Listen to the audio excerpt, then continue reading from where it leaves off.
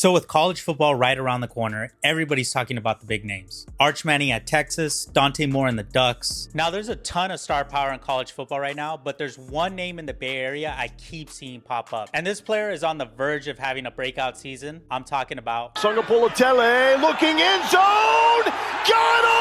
Jaron Sagapolutele. So who is this left-handed QB that's taking over Cal's offense? And is he actually good? But before we get into all that, let's start from the beginning. Jaron Sagapolutele has kind of always been destined to play football. His uncle Pio Sagapolutele spent 9 seasons in the NFL, while his older brother John Keave became one of Hawaii's top high school quarterbacks before eventually playing at Portland State. So you could say that football was a part of the Sagapolutele family. From a young age, JSK stood out because of one thing that immediately catches your eye. He's a left-handed quarterback. Standing over 6'2" with an absolute cannon for an arm, he quickly became one of the most interesting quarterback prospects in Hawaii. But unlike a lot of elite recruits, Jaron didn't leave home to chase attention. After beginning his high school career at St. Louis School in Hawaii, the same powerhouse that produced Marcus Mariota and Tua Tagovailoa, he transferred back home to James Campbell High School. And honestly, that decision might have changed everything. Because by the time his high school career was over, Jaron had thrown for 10,653 passing yards, the most passing yards in Hawaii high school football history. He also finished with 114 touchdown passes, which ranked second all-time in the state. And in his senior year, he went off, throwing for more than 3,400 yards, 46 touchdowns, and just 3 interceptions, completing nearly 71% of his passes. He also led Campbell to a 9-2 record and a trip to the Hawaii Open Divisional semifinals.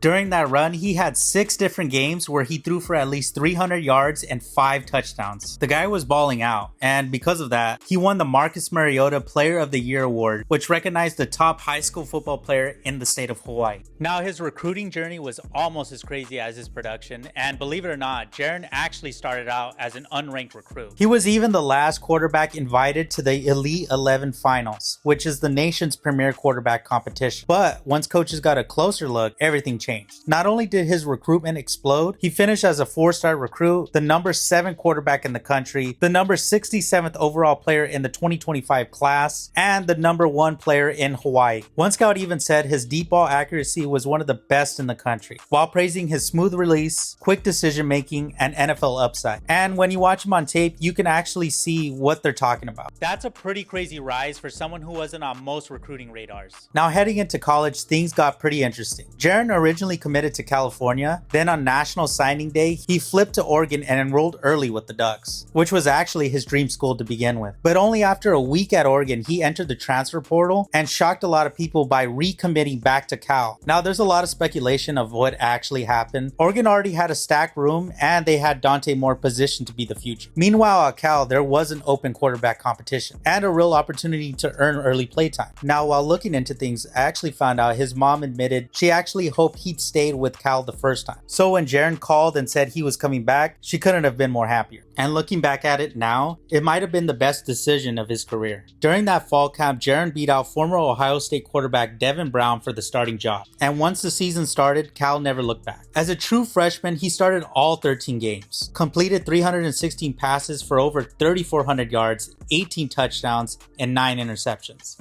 Now those numbers aren't crazy compared to some of the bigger names in college football, but they made him one of the best true freshman quarterbacks in Cal history, trailing only Jared Goff in some major passing categories. JSK showed a lot of flashes during some of these games and created a little bit of a highlight reel for himself. He threw for over at least 200 yards in every single game, and on top of that, he led Cal to a staple overtime upset over number 15 Louisville. And maybe the most impressive stat of all, he didn't throw a single interception over his final 178 passing attempts.